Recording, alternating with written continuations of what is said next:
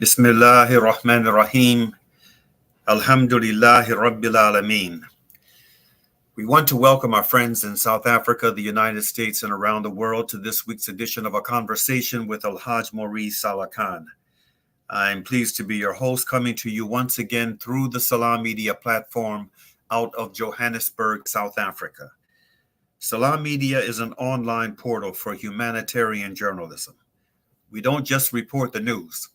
We advise you on what you can do about it. We take a moment here.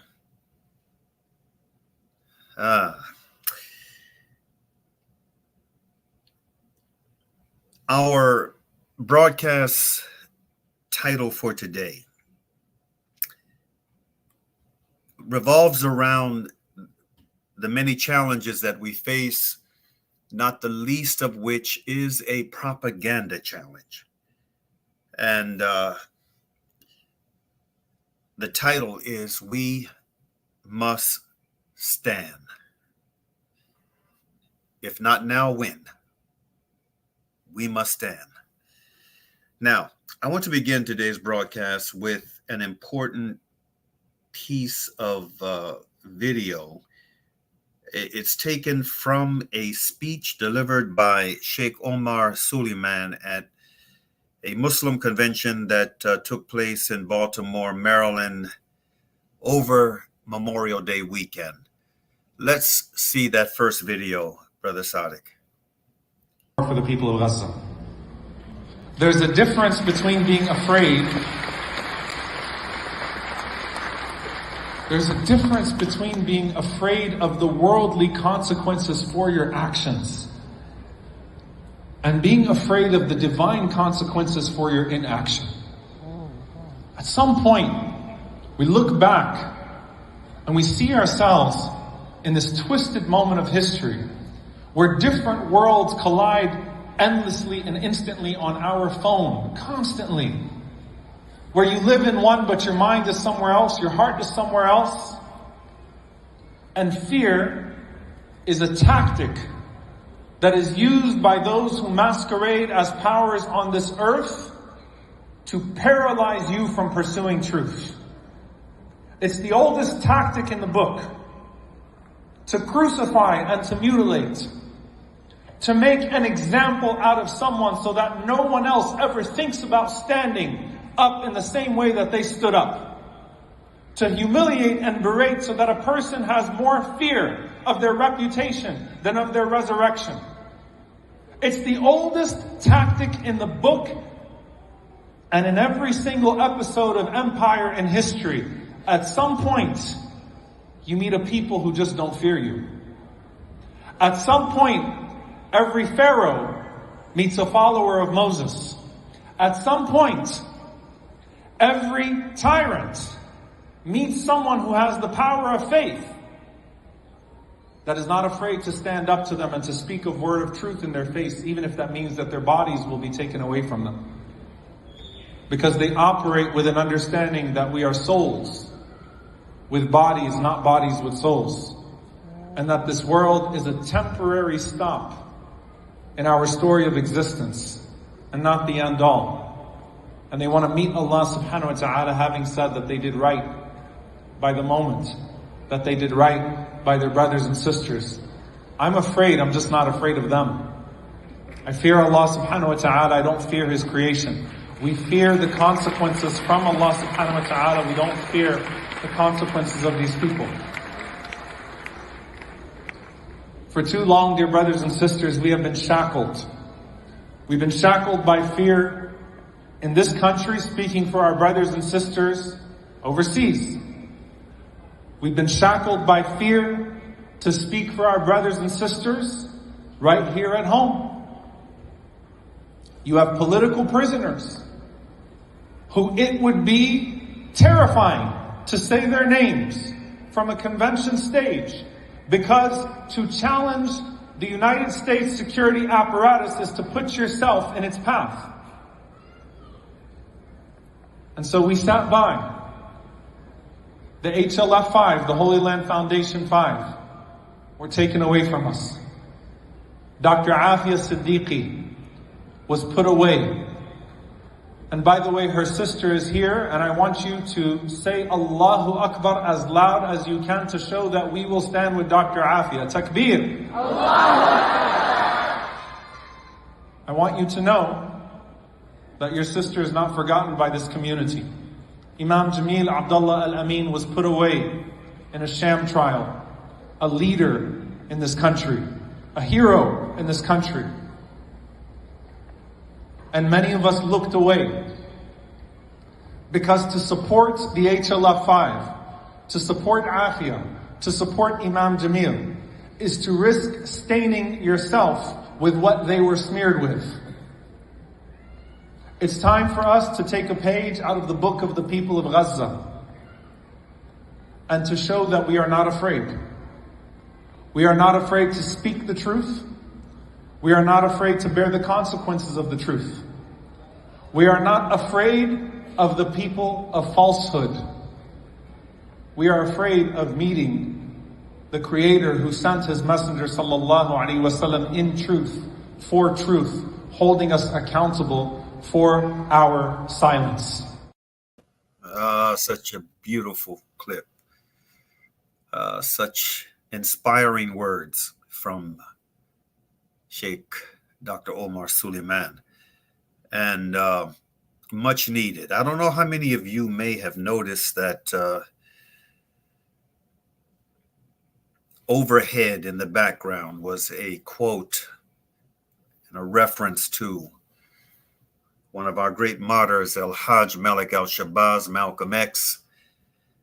And that reminded me of something, against Sheikh Omar's observation that, quote, there's a difference between being afraid of the worldly consequences of our actions and being afraid of the divine consequences of our inactions. That's such a powerful observation to make. And then again, overhead in the background, you have this one of the most notable quotes of Malcolm. But the contrasts of Dr. Suleiman's words and the quote of Malcolm reminded me of a post by Paul Scott that recently came to my attention, a Facebook post, where he said, some of y'all celebrate Malcolm X because he ain't here today to ask you to do anything. That was his quote, and it was on point. So many of us, we love to raise the issue of Malcolm. We love to quote Malcolm. We love to cite Malcolm's legacy of struggle and courageous pushback. But how many of us are willing to go a step further and strive to the best of our ability to shoulder some of that courage and grit, the work, the sacrifice that Malcolm was known for? On this note, I can't help but wonder what it was that factored into the sister of Dr. Afia Siddiqui, Dr. Fauzia Siddiqui, with Afia being one of the most prominent political prisoners in the world, Fauzia being denied the opportunity to address a Muslim convention in the U.S. on that Memorial Day weekend. Was it indifference? Was it cowardice? Or a combination of both? Surely Allah knows best. Surely Allah knows best. I just got back from a mission in Texas.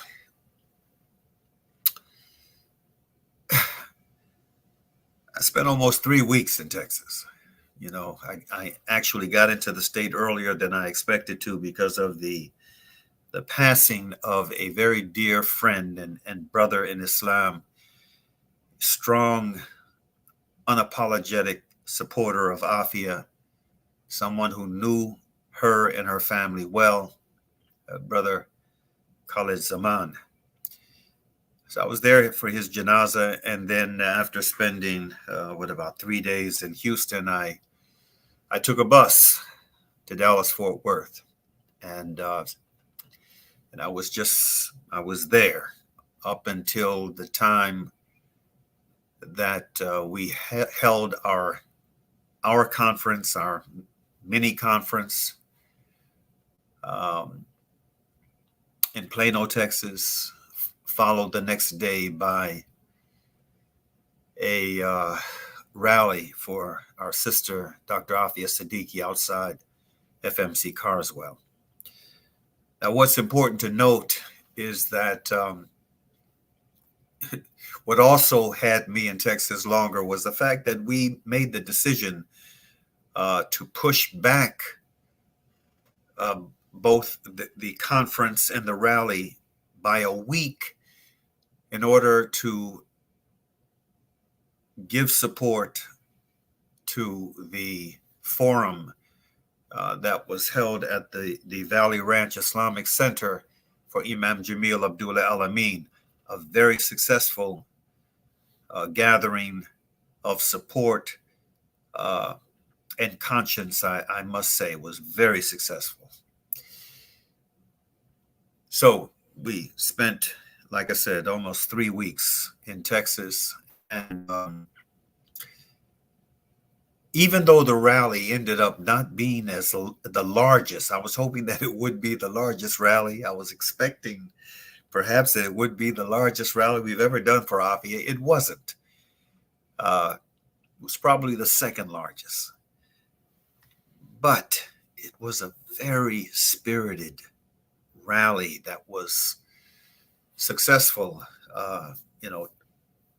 to the max. It was really successful. In fact, it was so successful, alhamdulillah, that I left Texas feeling for the first time that our presence, the presence of the Afia Foundation, would not be needed in order to keep the struggle going in the Dallas-Fort Worth area and building momentum. I hope I'm correct. I hope that I'm correct. But that was the feeling I left DFW with.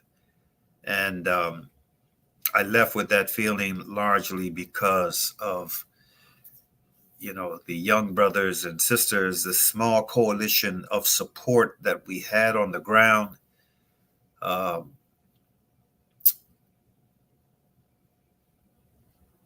That was very impressive, alhamdulillah. And there was, a few new faces that came into the mix. And again, like I said, I left really feeling that, this is, we've turned a corner here. And I pray to Allah subhanahu wa ta'ala that I'm correct. I ended up releasing this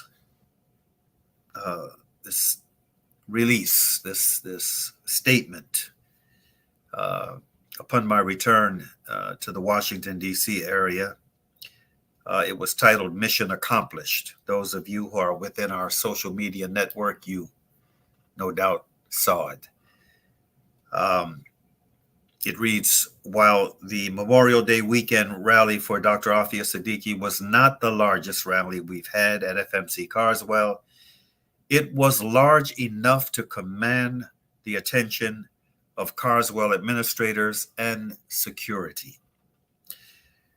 The sizable demonstration of men, women, and children was well organized and spirited. Most importantly, this is the first time that I left Texas after 3 weeks in Houston and Dallas-Fort Worth that I truly, truly believed activism for Afia will continue without the need for the Afia Foundation's presence. And that brothers and sisters, was a wonderful feeling to leave Texas with. Our gratitude to all, but especially to the young lions, sisters and brothers, whose exemplary commitment will cement this latest action as one of the most memorable mobilizations that we've had. And the struggle for obvious freedom will continue, and inshallah. Now I want to just make mention of,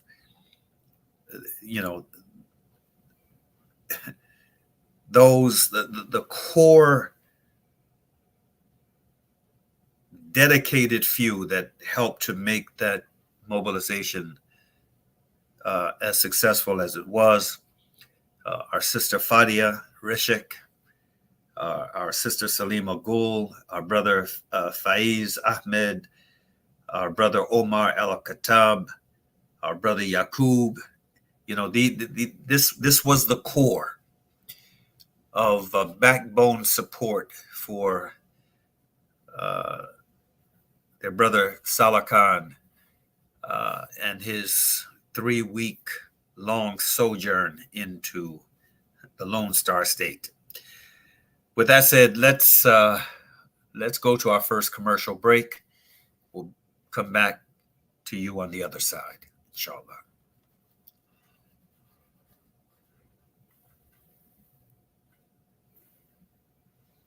Well, I guess, okay, there we go. It's a new beginning. It's a new era. Salam Media, humanitarian journalism.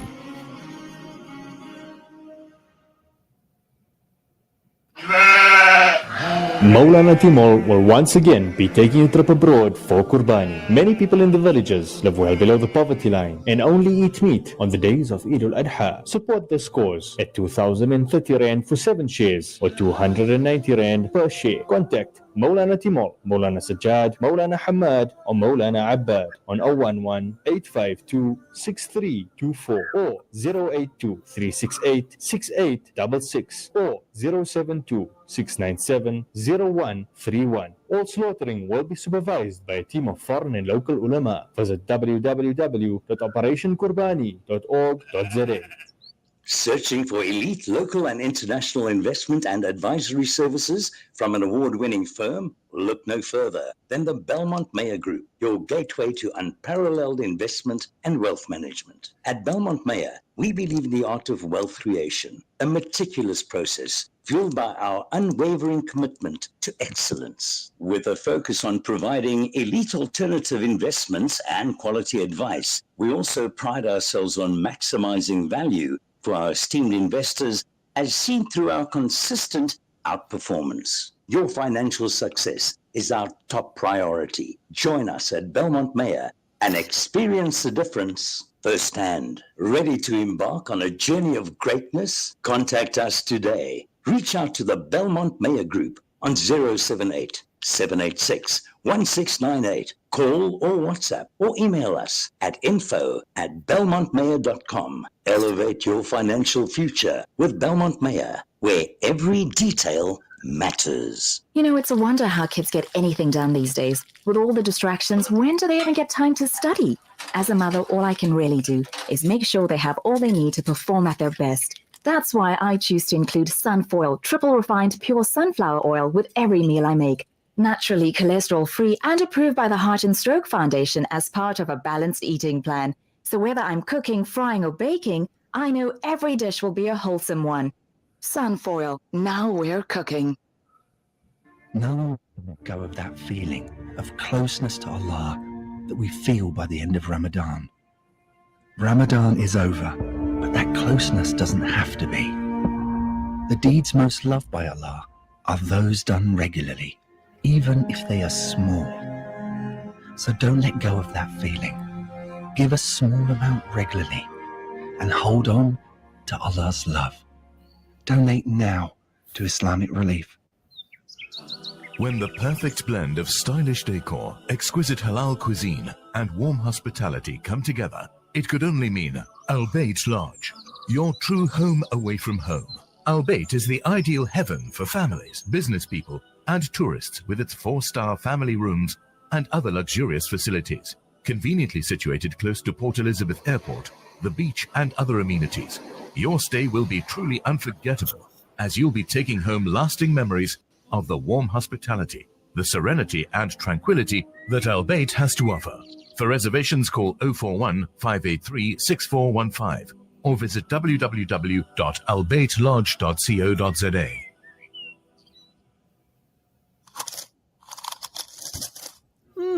Dad, these Frymax chips are so tasty. Wow, that really takes me back.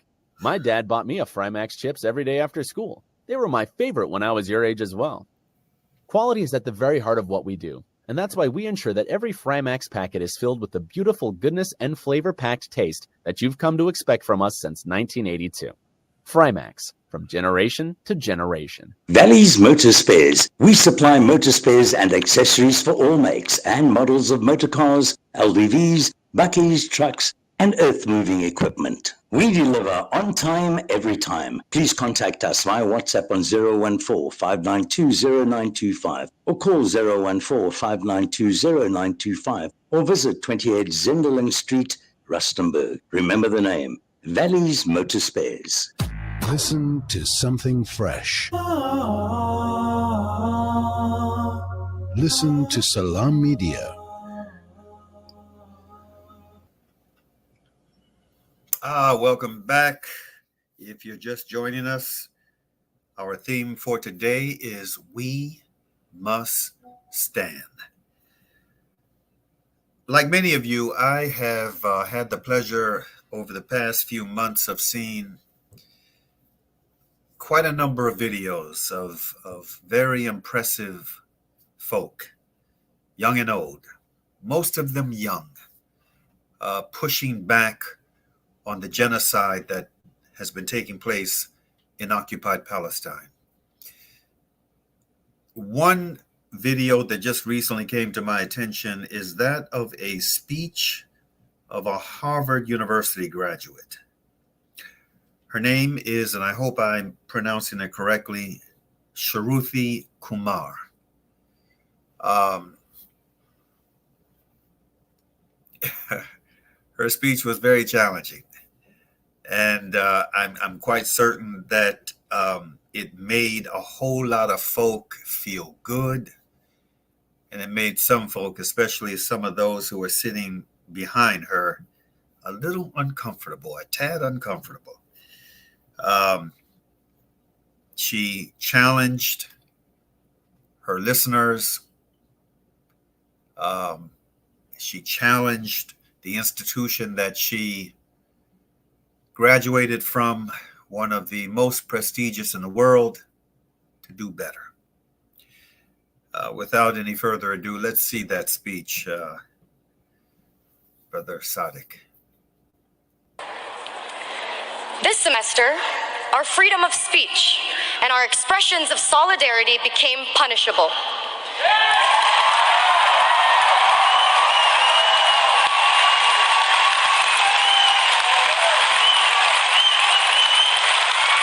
Leaving our graduations uncertain.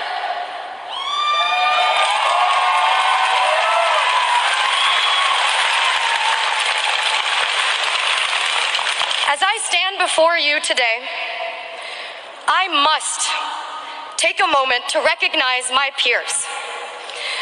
The 13 undergraduates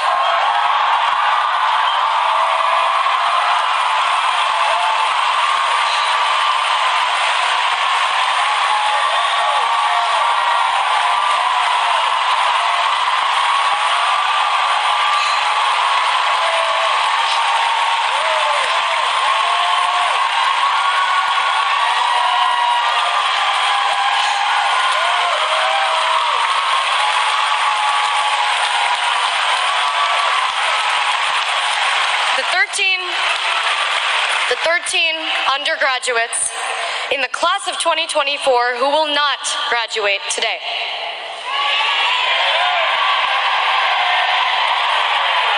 I am deeply disappointed by the intolerance for freedom of speech and the right to civil disobedience on campus.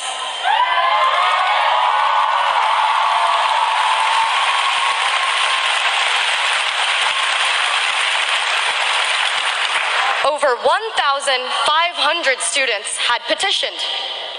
Nearly 500 staff and faculty had spoken up, all overwhelmingly against the unprecedented sanctions.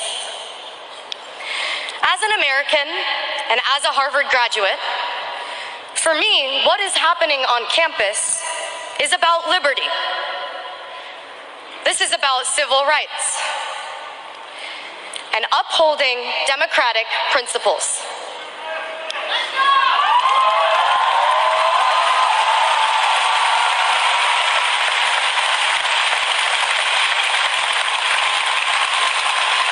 The students had spoken.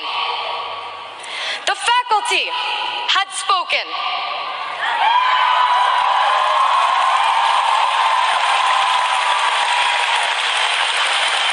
Harvard, do you hear us?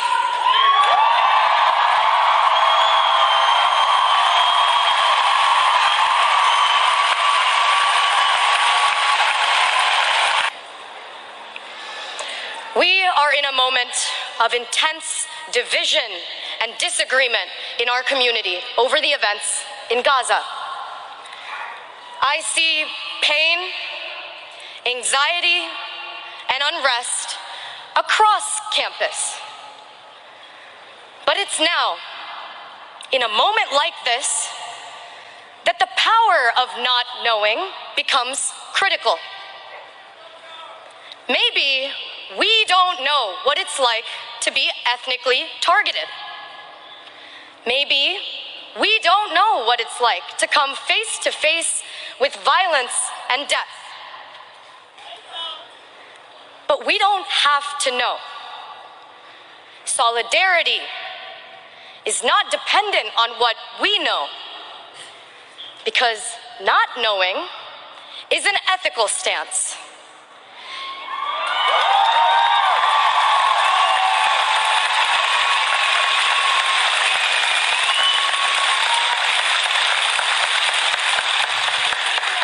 It creates space for empathy, humility, and a willingness to learn.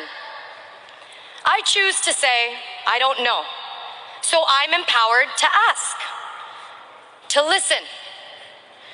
I believe an important type of learning takes place, especially in moments of uncertainty, when we lean into conversations without assuming we have all the answers.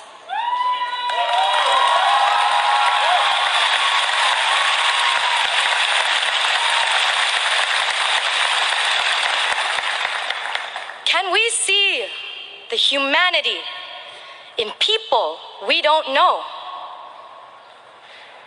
Can we feel the pain of people with whom we disagree?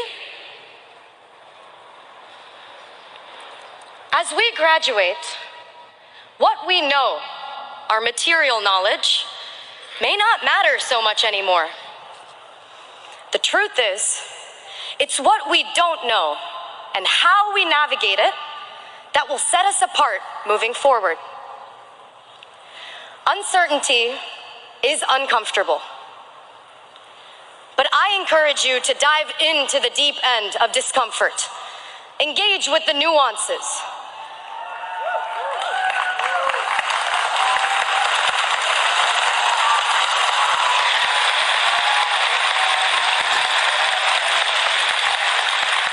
And bring with you a beginner's mind, an ethic of not knowing,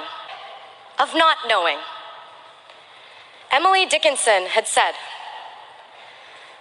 not knowing when the dawn will come, I open every door. Thank you, and congratulations.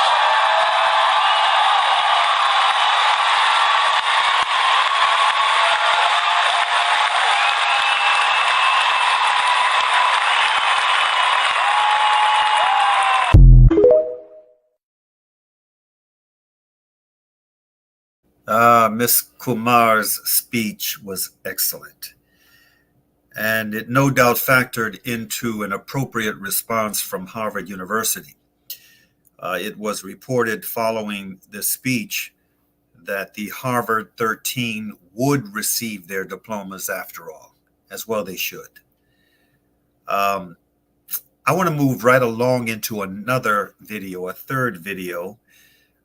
This comes from a young lady by the name of Asal Rad.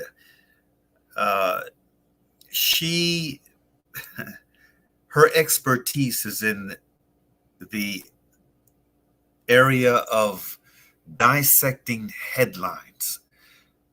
In fact, she's called the headline fixer. And this young lady's message is very, very important.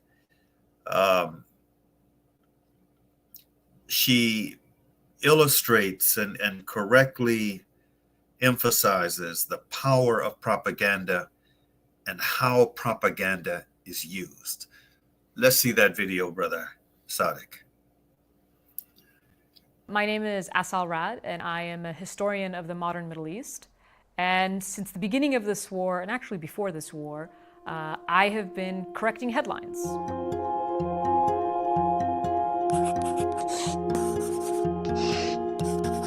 As a historian, I know how important narrative and storytelling is. And the way that this story is being told, in the Western media especially, is not right, and it's not accurate.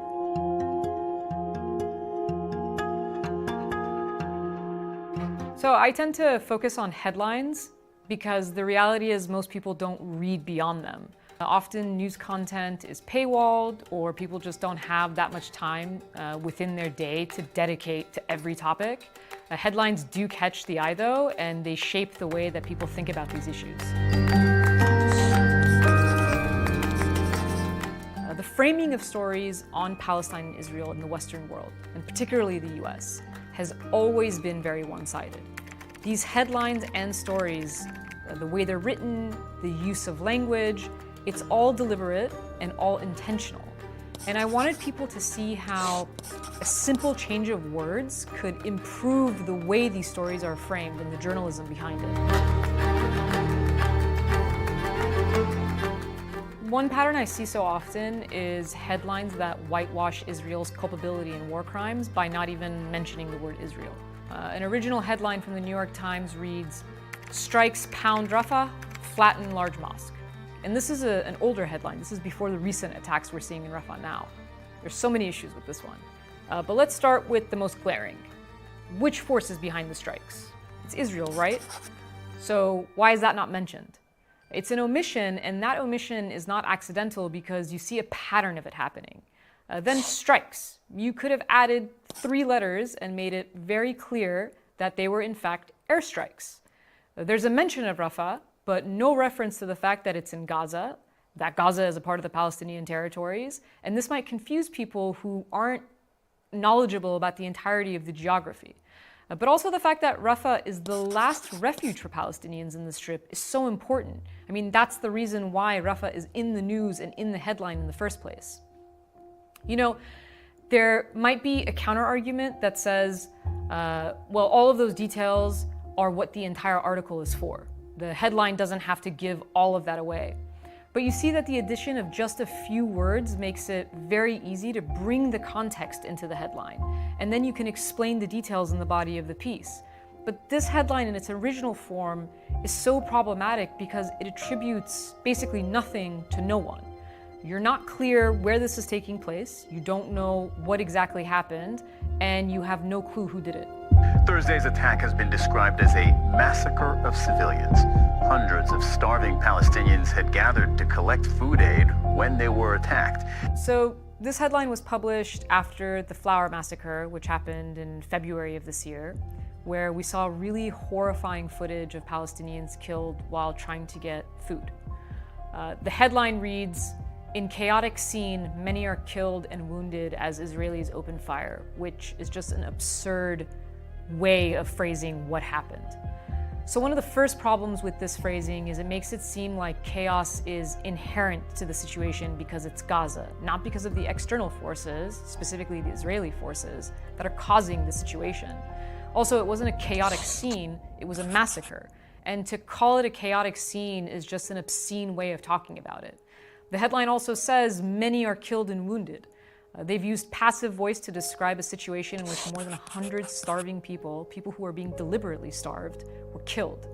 Israeli forces opened fire on them as they were trying to get food from the aid convoys. That's what happened. When you look at reporting from other conflicts, like Russia's war against Ukraine, you see the difference in language used very quickly. In this headline, how Russia is using Ukrainians' hunger as a weapon of war. You can see very clearly there's no passive voice. Russia is named as the responsible party, and the crime that is being committed by Russia is stated clearly in plain English. Also, Ukrainians are named as the victims. If you notice, I underlined that line, residents of Mariupol, Ukraine, because that's not how Palestinians in Gaza are talked about. Writers use Gazans rather than Palestinians. So Ukrainians in a specific location in Ukraine are still called Ukrainians, but in the case of Gaza, too often there are no references to Palestinians. And this goes back to the idea of how, not just in the media, but also in our political discourse, Palestine is fragmented. People might not understand that Gaza, the West Bank, East Jerusalem, they're all part of a Palestinian state, they're all Palestinian territories. And if you single out Gazans without explaining that they're Palestinians, you're essentially separating Gaza from the larger issue of Palestinian statehood and liberation. And this falls into an Israeli pattern of erasing Palestinian identity and Palestinian statehood by treating each of these illegally occupied territories and their people as separate entities. People in Gaza are Palestinians, and journalists should call them that.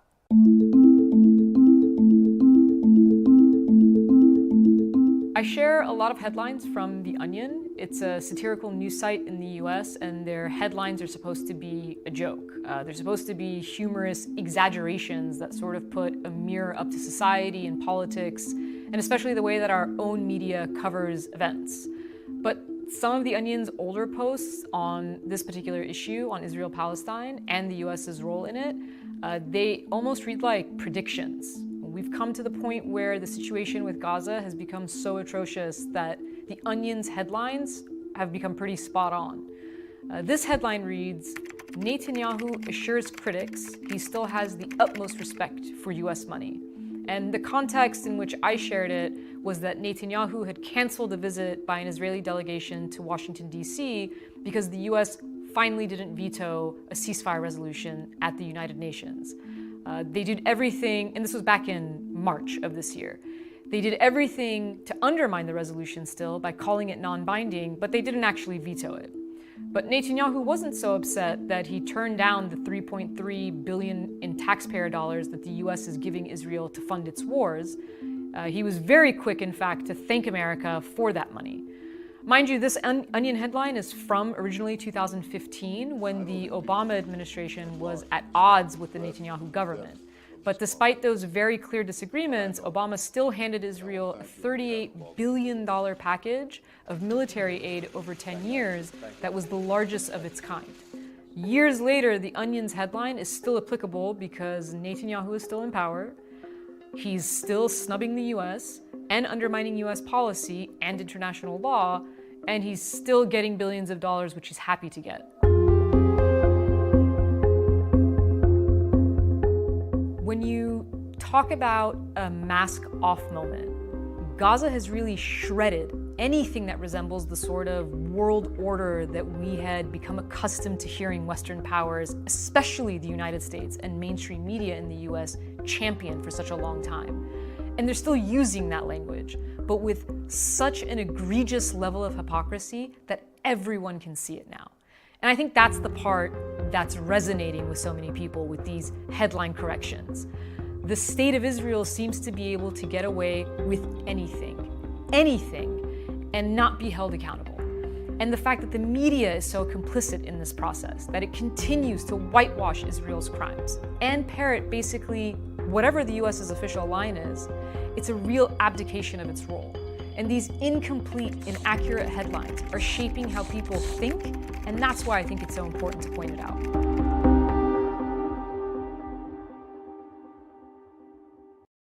Thanks for watching. Now hit that like button and leave us a comment to let us know what you think about anything that we covered this week. Don't forget to follow us on Twitter. Does anyone really call it X? A very important message. Mainstream media, generally speaking, is failing, quote unquote, democracy. On that note, as it pertains to propaganda and mainstream media, the responsibility of journalists, I want to cite a very thought-provoking and inspiring call, a creed, a journalist's creed that was authored by Walter Williams, who is widely viewed as the Dean of American Journalism. He was the Dean of the School of Journalism at the University of Missouri from 1908 to 1935. And again, he is viewed as the Dean of American Journalism. He put together a creed that reflected standards that if media organizations, print and broadcasts, abided by these standards, we would have a far more healthy society and world.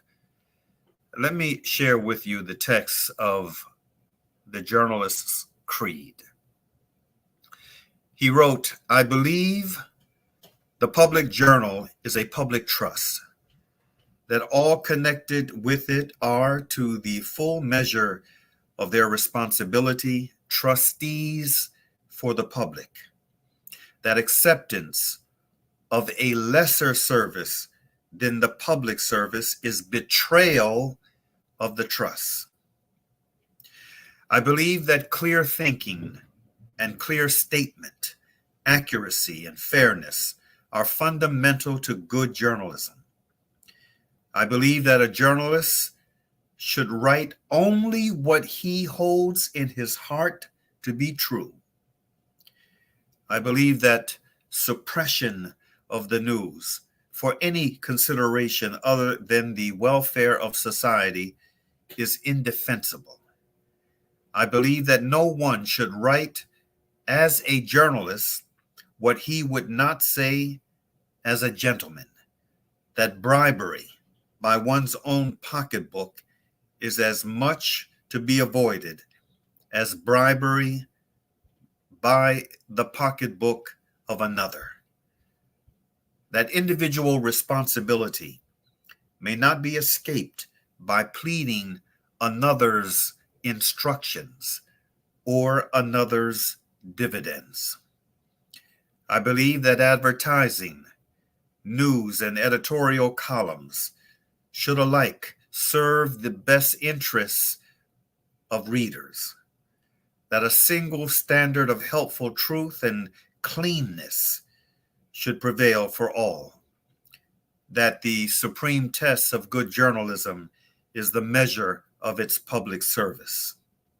I believe that the journalism which succeeds best and best deserves success, fears God and honors man, is stoutly independent, unmoved by pride of opinion or greed of power, constructive, tolerant, but never careless, self-controlled, patient, always respectful of its readers, but always unafraid, is quickly indignant at injustice, is unswayed by the appeal of privilege or the clamor of the mob, seeks to give every man a chance, and as far as law and honest wage and recognition of human brotherhood can make it so, an equal chance, is profoundly patriotic while sincerely promoting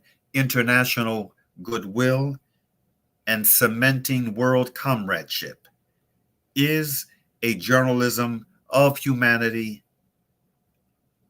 of and for today's world. End quote. I couldn't agree more. Let's take another commercial break.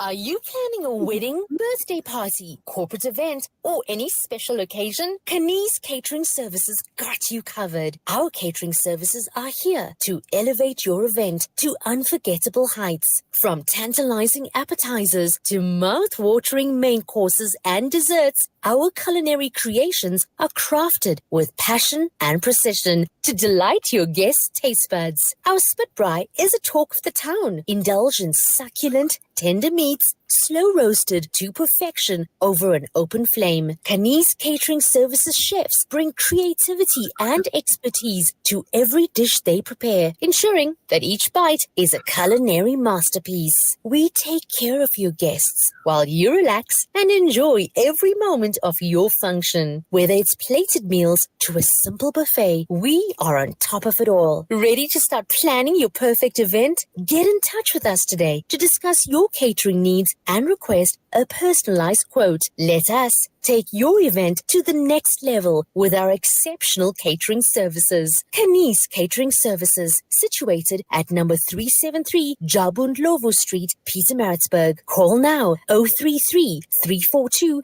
3511 or email us on info@kaniz.co.za. For Pietermaritzburg and surrounding areas only, visit www.kaniz.co.za. Contact Lenasia Livestock and Poultry for all your sadaqah, akika and kurbani requirements. We offer clean, hygienic abattoir style and refrigeration facilities. Sheep, goat and cows are available at competitive market-related prices, direct to the public. We slaughter, slice and distribute on your behalf. But that's not all. Introducing Meat Masters Halal Butchery, our sister company situated on our farm in Lenasia. Unbeatable prices on lamb, beef and chicken. Lenasia Livestock and Poultry. Livestock is our business. We are Sanha approved. Telephone 011-857-1774. Call now.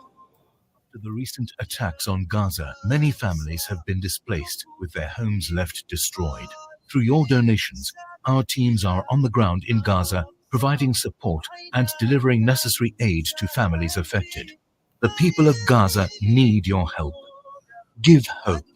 Donate today to Penny Appeal South Africa. www.pennyappeal.org.za 031 1100 573. Are here on the ground with many appeal organizations in Gaza. World-class financial services only at Sapphire Global, your financial partner.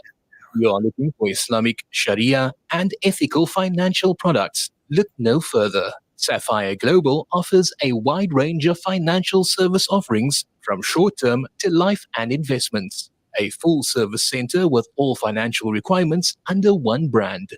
Our highly skilled and experienced consultants are ready to help protect your financial future. Contact us on 041 001 0184 or visit our website on www.sapphireglobalfs.com. Sapphire Global is an authorized financial services provider. In the Eastern Cape, children are facing unimaginable hunger. A baby was rescued, fed only powdered drink. A young girl lost her life searching for food. Children eat grass to survive and return to school on Mondays too hungry to learn, some even crying from hunger. Teachers and principals are giving what little they have, but it's not enough. This Ramadan, you can make a difference. Help us support Muslim families in Gqeberha and rural Eastern Cape. Together, we can feed hope, fight hunger, foster change. Donate to the Al-Fida Foundation. Send your proof of payments to admin@alfida.co.za for Section 18A tax certificates or contact us on 041 484 1288. You South African, of course. You anxious about the future. We've got you covered. Build on your wealth portfolio with Rendry Jewelers Gold Coin Exchange. Visit us at 151 Stephen Dlamini Road, Musgrave, Durban, or call us on 031-202-4700 for more information. Rendry Jewelers Gold Coin Exchange, your passport to gold investment. Listen to something fresh. Listen to Salam Media.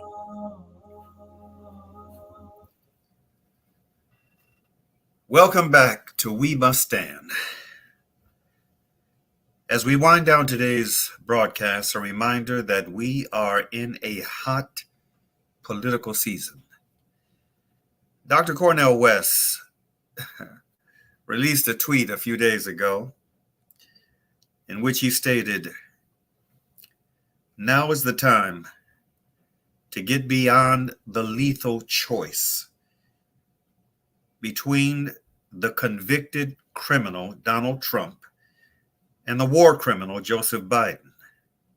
Finally, Trump receives some kind of accountability as a bona fide gangster, and Biden is now an undeniable genocide enabler in Gaza.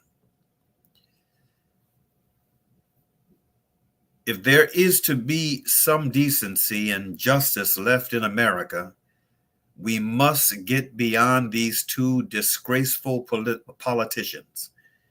This is why I am running for president, to reintroduce America to the best of itself."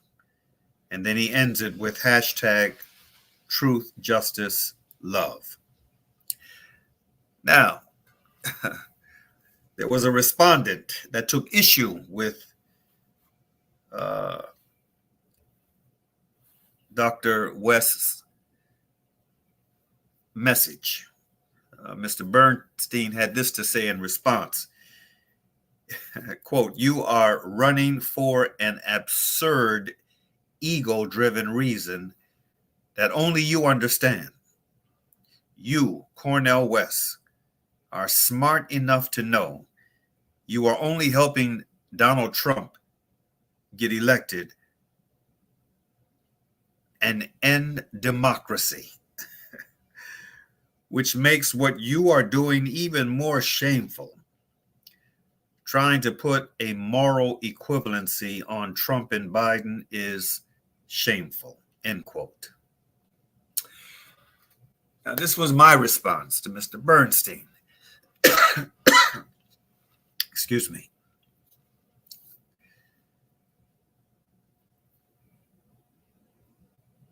What's shameful, Mr. Bernstein, are the status quo sustainers who cannot envision a choice between two criminals, both with blood on their hands, and two political parties that long ago abandoned the better of the two Americas. To borrow the description given to us by the late Senator J. William Fulbright in his book titled The Arrogance of Power. Instead of berating challengers of a decadent socio-political status quo, time and energy would be better spent organizing a movement to persuade Biden to end his re-election campaign, to open the way for someone far more palatable on the Democratic ticket. Don't you think? Now, that brings us to the end of today's broadcast, but I want to end it with something special.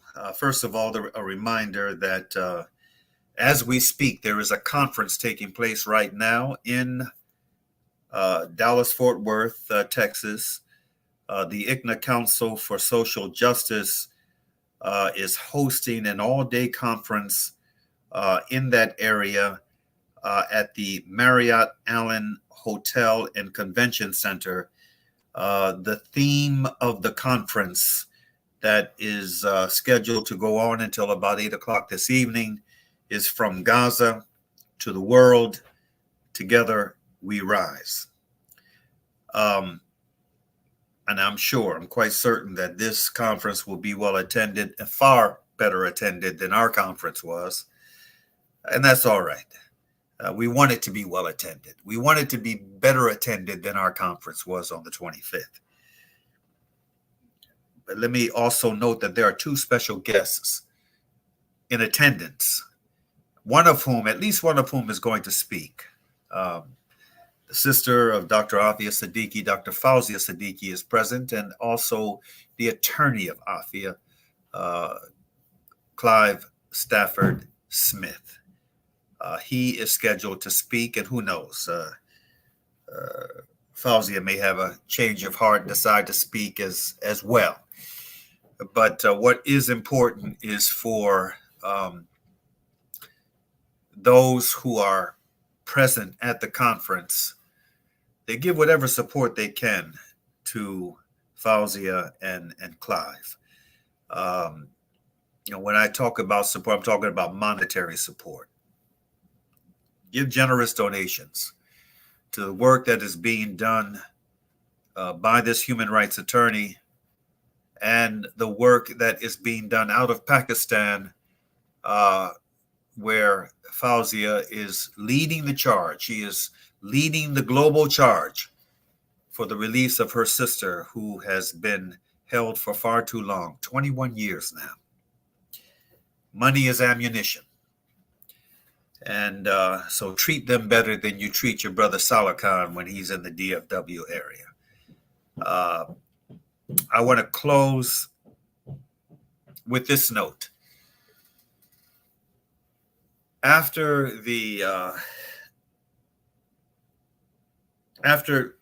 our traditional closing, which is citing Surah Al-Asr,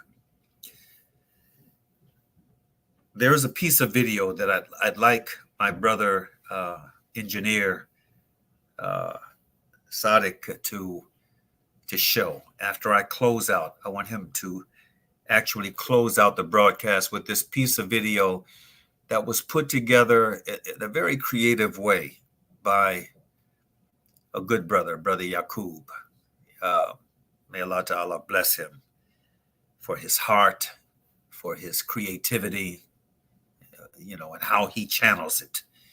But he put together this beautiful video, a little piece from the rally that we just held for Afia just a week ago. And at the very end, a little piece of Afia herself.